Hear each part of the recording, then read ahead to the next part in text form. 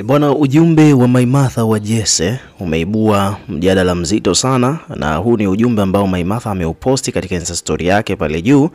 Na tunafahamu kwamba siku mbili tatu hivi karibuni hapa Maimartha amekuwa akizungumza vitu ambavyo vinahusiana na sakata zima la mahusiano ya Diamond na Zuchu, akidai kwamba Zuchu amezuiwa, mabodyguard, walinzi, security wa Diamond Platnumz wamemzuia Zuchu kusogea nyumbani kwa Diamond.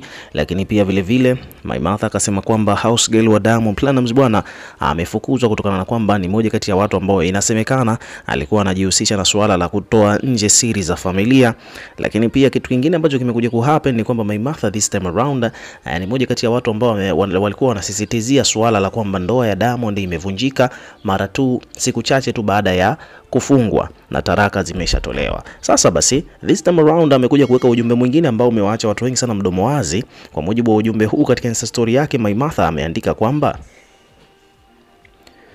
upande wa pili mnasema kwamba mmewanasa kwenye CCTV kamera mtu na mama yake wakimwaga dawa site kwa Diamond Platnumz, tunaomba ushahidi. Hicho ni kitu ambacho amekiandika Maimartha wa Jesse kupitia Insta story yake. Anadai kwamba kuna watu bwana wamesema kwamba wamemuona mtu na mama yake wakiwa wanamwaga dawa katika site ya Diamond Platnumz. Sasa yeye Maimartha anataka ushahidi ili aweze kuipandisha hiyo habari, kwa sababu sasa hivi hana ushahidi, ndio maana ameandika tu kupitia Insta story yake.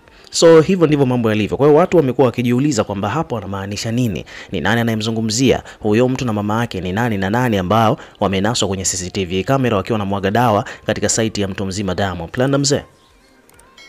So maswali yamekuwa ni mengi.